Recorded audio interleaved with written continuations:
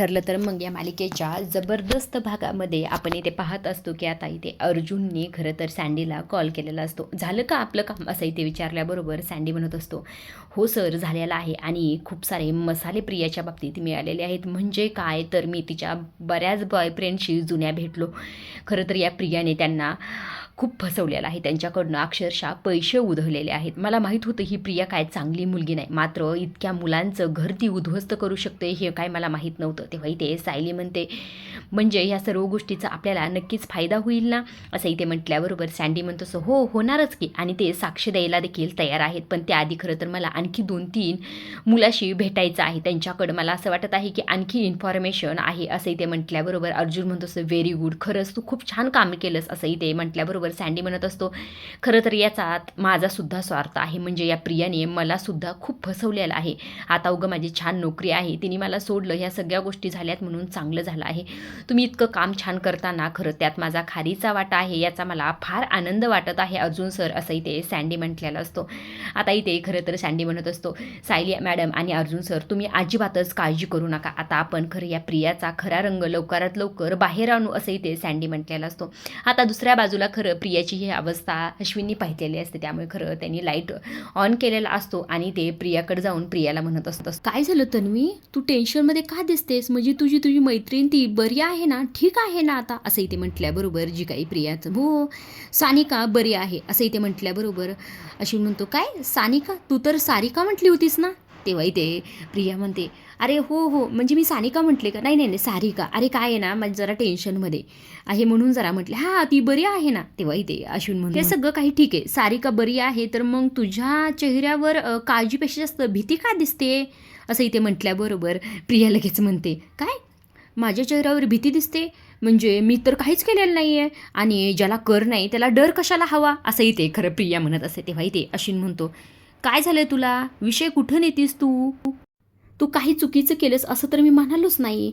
आणि तुझी ती मैत्रीण कोण आहे तिला मी साधं ओळखतसुद्धा नाही, फक्त एक डॉक्टरच्या नात्याने मी एक चौकशी करत होतो. तुला घाबरायला काय झालंय असं इथे म्हटल्याबरोबर प्रिया म्हणत असते, नाही मी कुठं घाबरते, नाही मी पॅनिकसुद्धा नाही होत, मी घाबरतसुद्धा नाही, मला काहीही नाही झालेलं असं इथे खरं तर प्रिया म्हणत असते. मात्र या अश्विनला आणखीही तिचा गोंधळ कळलेला नसतो. ते म्हणतो असं, तर मी शांत हो आणि इथं बस बरं. तेव्हा इथे ते म्हणत, नाही मी ओके की, मला काही झालं नाही. तेव्हा इथे अश्विन म्हणतो, अरे बस तू शांत, आणि आता मला सांग बरं नेमकं झालंय काय. आता इथे प्रिया स्वतःच्याच मनाशी म्हणत असते, मी हे काय करते, खरं तर या सर्व गोंधळामुळे, ह्या सर्व काही मी जे काही करते यामुळे खरं तर अश्विनला सर्व गोष्टी कळतील आणि काहीतरी मी चूक करून बसल. आता इथे अश्विन म्हणतो, काय झालंय सांगतेस का तन्वी असं इथे म्हटल्याबरोबर प्रिया म्हणत असते, अरे नाही अश्विन, काय आहे ना, खरं तर ना तिच्याकडे गेले ना मी, खरं तर दिवसभर माझी खूप धावपळ झाली आणि त्यामुळे मी थकले, त्यामुळे चिडचिड होते आणि रागरागसुद्धा, मला खरंच आरामाची गरज आहे, मी निघते. आता इथे अश्विन बोलण्याचा प्रयत्न करत असतो, मात्र प्रिया तिथून निसटलेली असते, तिने काढता पाय घेतलेला असतो. आता इकडे खरं अश्विन विचारच करतो, ह्या प्रियाचं चाललंय तरी ही जी अवस्था तिच्या मैत्रिणीच्या आजारपणामुळे होती का दुसरंच काही कारण आहे, यावरच खरं अश्विन विचार करत असतं.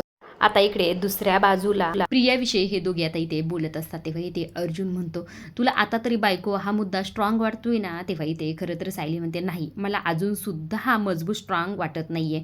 तेव्हा इथे अर्जुन म्हणतो, तुला ह्या सँडीवर विश्वास नाही का. तेव्हा इथे सायली म्हणते, नाही हो असं काही नाही, पण मात्र हे सगळं काही तिचे बॉयफ्रेंड आहे ते लग्न आधीचे आहेत, आताचं काहीच नाही. आता हे अश्विन समोर भाऊजी समोर जरी आलं तरी ती सहजच त्यांना गुंडाळू शकते, म्हणू शकते की खरं तर हे सगळं काही माझं लग्न आधीचं, त्यामुळे मला आता अजिबात काही म्हणू नका, ते सगळं काही पहिलं आहे, आता माझं तुमच्यावरच फक्त प्रेम आहे असं ती सहज म्हणू शकते असं इथे सायली म्हटल्याबरोबर अर्जुन म्हणत असतो, अरे बायको इकडं बघ, आता लग्नाच्या आधी एखादा बॉयफ्रेंड असेल तर चालेल एखाद्या नवऱ्याला, पण मात्र लग्नाच्या आधी 7-8 बॉयफ्रेंडसोबत जर तिचा अफेअर असेल तर कोणत्या नवऱ्याला चालेल असं इथे म्हटल्याबरोबर सायली म्हणत असते, बायकोवर अतोनात प्रेम करणाऱ्या एखाद्या नवऱ्याला हे चालू शकतं. आणि आपल्याला माहिती आहे ना अश्विन भाऊजी तिच्यावर किती प्रेम करतात, आपण प्रियाला सगळ्यापासनं तोडू शकतो, मात्र अश्विन भाऊजी सोबपासून आपल्याला त्यांना तोडवायला पाहिजे. ते किती तिच्याजवळ आहेत आणि किती तिच्यावर विश्वास ठेवतात हे तर आपण पाहतोच ना असं इथे सायली म्हटलेले असते. तेव्हा इथे अर्जुन, हो तुझं बरोबर आहे, खरंच या गोष्टीवर आपण विचार केला पाहिजे. तेव्हा इथे सायली म्हणते,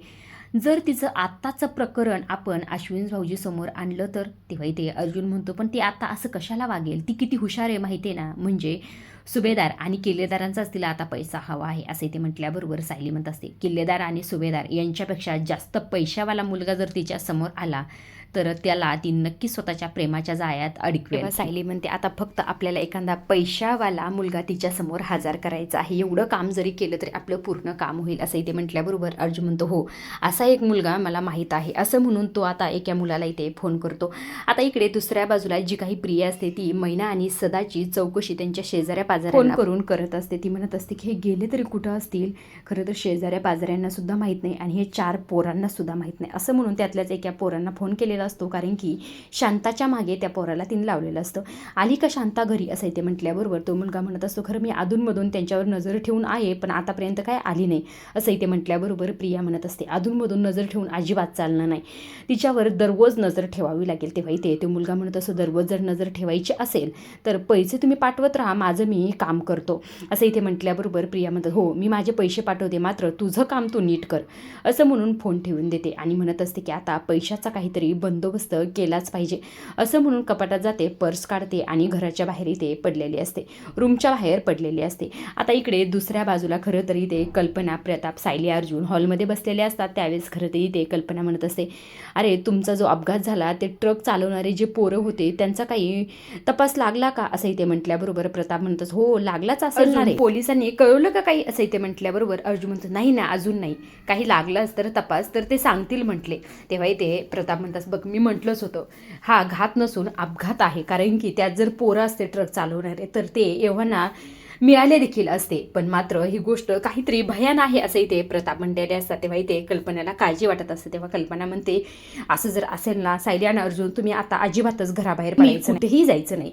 तेव्हा इथे अर्जुन म्हणतो, असं करून कसं चालेल मॉम सांग बरं, काही महत्त्वाचं काम असेल तर काही घरातच बसून राहायचं का आता असं इथे म्हटल्याबरोबर कल्पना म्हणत असते, नाही मला ते काही माहीत नाही, जे झालं ते झालं, पण मात्र इथून पुढे तुम्ही तुमची काळजी घ्यायची अजिबात, खरं तर जोपर्यंत ते मुलं सापडत नाहीत तोपर्यंत घराबाहेर जायचं नाही असं इथे खरं तर ताकीद देऊनच म्हणत असते. तितक्यातच खरं तर इकडनं प्रिया येते. प्रिया आल्याबरोबर खरं म्हणत असते, आई तुम्ही अगदी बरोबर बोलतात, काय ना अर्जुन, खरं तर तुझ्या या कामामुळे तुझे बाहेर खूप दुश्मन झाले आहे, त्यामुळे बाहेरचे कामं अजिबातच तू आता करू नको, आणि काही बाहेरचे कामं असतीलच ना ते मला आणि अश्विनला तू सांगू शकतो ना असं इथे म्हटल्याबरोबर अर्जुन जरा चिडतो आणि म्हणत असतो, मी काय आता ऑफिसचे सर्व कामं घरातच बसून करू का असं इथे म्हटल्याबरोबर जी काही प्रिया असते ती म्हणत असते, हो अरे अर्जुन असं नाही केलं तर कसं व्हायचं सांग बरं मला असं इथे म्हटल्याबरोबर अर्जुन म्हणतो, कोर्टाचे कामं कसे करणार आहे सांग, ते पण घरात बसून कसे करणार आहे असं चिडत म्हटल्यानंतर कल्पना म्हणत असते, अरे अर्जुन वाद कशाला घालतोस, खरं तर तुम्ही अजिबातच घराबाहेर पडू नका. तेव्हा इथे सायली म्हणत असते, आई तुम्ही बी काय ह्या प्रियाचं ऐकताय, आणि हो प्रिया, ज्याच्या मागे देव असतो का, ज्याचं मन साफ असतं त्याला खरं तर कुणीही काही करू शकत नाही असं इथे खरं सायली म्हटल्याबरोबर जी काही प्रिया असते ती म्हणत असते,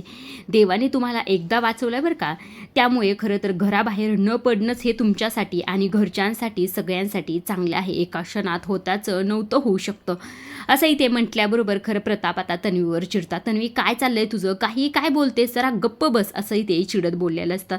तेव्हा खरं तर तन्वी म्हणत असते, बाबा मी काळजीपोटीच बोलते, बघा ना आता काही जर झालं तर मग काय करायचं असं इथे म्हटल्याबरोबर जी काही सायली असते ती म्हणत असते, बरं ठीक आहे प्रिया तू म्हणतेस ना घराबाहेर नाही जायचं तर आता इकडे सायली खरं विमलला आवाज देते आणि काल मी जी काही यादी केली होती ना ती यादी घेऊन या, आणि आता इथे प्रियाच्या हातात देते आणि प्रियाला म्हणत असते की हे सगळं काही सामान तू घेऊन या प्रिया, आता मी तर नाही जाऊ शकत बाहेर, आणि तुझं म्हणणं तसंच आहे ना तर हे सगळं का सामान तूच आण, आता तर मी सुद्धा तुझ्या मदतीला नाही असं इथे सायली म्हटल्याबरोबर म्हणत असते, हो आणते की. आता इथे प्रियाला बरं वाटलेलं असतं कारण की तिला खरं तर बाहेर जाण्याचा एक चान्स मिळालेला असतो.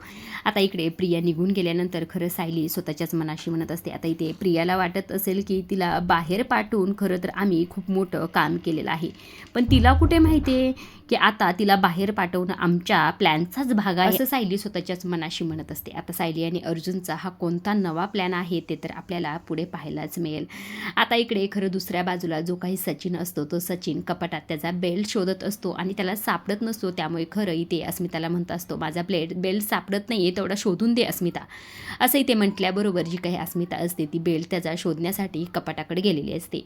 आता इकडे सचिन मुद्दाम म्हणत असतो कारण की अस्मिता त्याच्यावर थोडी रागवलेली असते, म्हणत असतो तू विचारणार नाहीस का नेमकं मी कुठे जाणार चाललोय तर. तेव्हा इथे तो स्वतःच्याच मनाशी म्हणतो, मी तर खरं तर आता इथे नवीन नोकरी शोधायला चाललोय, काल एका ठिकाणी इंटरव्ह्यू वगैरे दिलेला आहे, काय ना आता मला पैसे मिळवायला हवे कारण की आता तुला आणि घरच्यांना खरं तर माझ्यामुळे तुला शर्मिंदा नको होईल आणि माझे माझे पैसे मला कमवायलाच हवे ना, असं इथे मुद्दाम खरं तर सगळं काही बोलत असतो.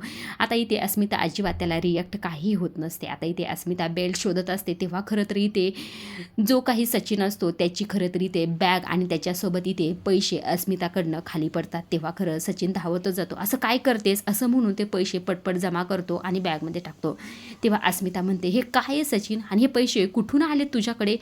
माझ्या बँकचं खरं काम होत नव्हतं तेव्हा किती चिडचिड करत होतास आणि म्हणत होतास माझ्याकडे ₹1 नाही, मग हे सगळे पैसे कुठून आले तुझ्याकडं? असं इथे अस्मिता विचारल्याबरोबर खरं तर सचिन, तुला काय वाटतं मी चोरी केली, बँकेत दरोडा घातलाय का कुणाचा खून केलाय? असं इथे म्हटल्याबरोबर अस्मिता म्हणते, अरे मी फक्त तुला विचारले की तुला पैसे कुठून आले तुझ्याकडे, एवढं रिॲक्ट व्हायला काही गरज नाही. तेव्हा इथे सचिन म्हणत असतो, अरे काय आहे ना, तुझं जेव्हा अकाउंट फ्रीज झालं तेव्हा खरं तर मी आईबाबाकडे पैसे मागितले. आता कुणाकडेही पैसे मागायचे नाहीत खरं तर मला आता, त्यामुळेच खरं मी नोकरी शोधायला चाललो आहे, असं इथे खरं सचिन म्हणत असतो.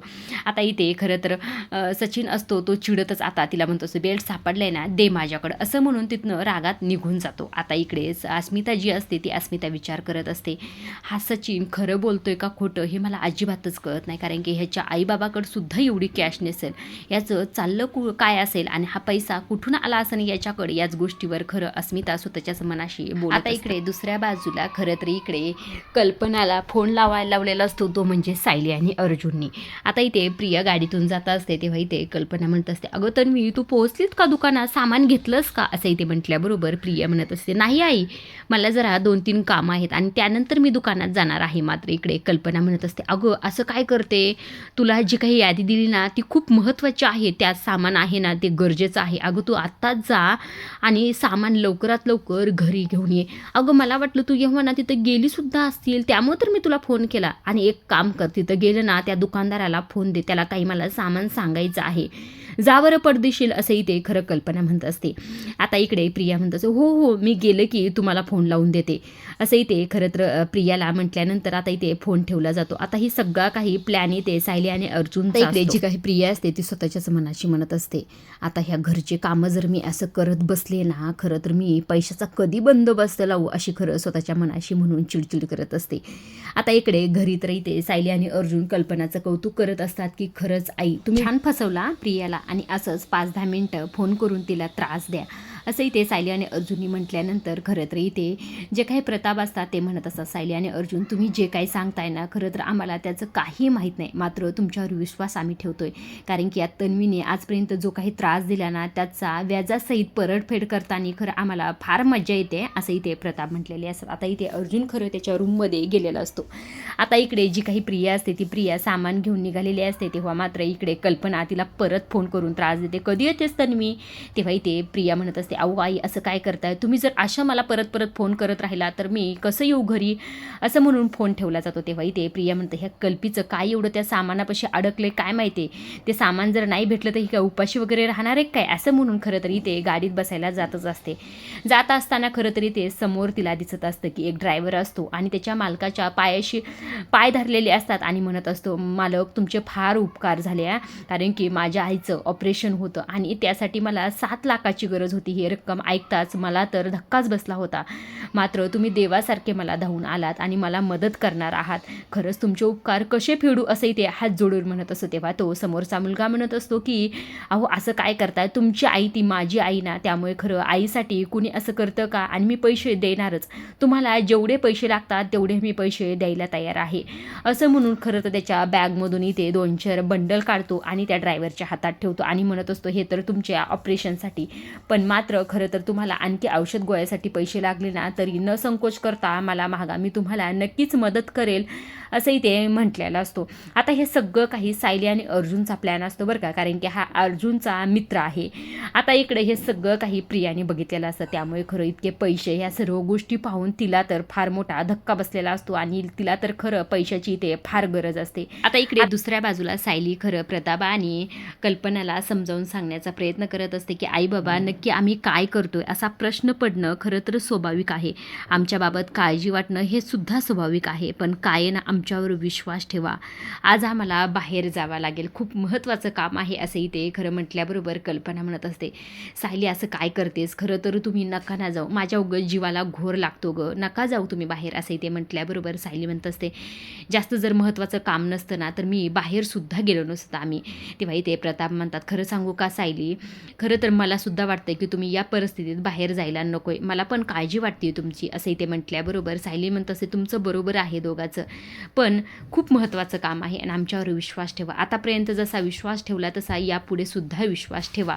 खूप महत्त्वाचं काम आहे आणि आज जाणं खरंच गरजेचं आहे असंही ते म्हटल्याबरोबर प्रताप आणि खरं कल्पना तयार झालेल्या असतात आणि म्हणत असतात, हो ठीक आहे, असं एवढं म्हणताय ना तर ठीक आहे, पण मात्र आम्ही फोन केला की उचलायचा आणि सतत आमच्या कॉन्टॅक्टमध्ये राहायचं, म्हणजे मॅसेज करायचा आणि सर्व गोष्टी सांगायच्या देखील असंही ते खरं तर कल्पना आणि प्रताप काळजीपोटी म्हणत असतात. तेव्हाही ते सायली म्हणते, हो आई, मी सतत तुम्हाला फोन करेल आणि मॅसेजसुद्धा करेल असंही ते खरं सायली म्हटल्यानंतर आता इथे दोघेही बाहेर यांना सोडण्यासाठी तयार झालेले असतात. आजच्या पुरतं एवढंच. पुढील भाग खूप धमाकेदार होणार आहे, कारण की सायली आणि अर्जुनच्या ट्रॅकमध्ये ही प्रिया अडकणार असते आणि ती कशा प्रकारे अडकते हे सगळं काही आपल्याला पुढे पाहायला मिळणार आहे. त्यामुळे अशा डेली मालिकेच्या अपडेट जर तुम्हाला जाणून घ्यायला आवडत असतील तर आपल्या चॅनलला जरूर सबस्क्राईब करा. तोपर्यंत पाहत राहा. ठरलं तर मग धन्यवाद.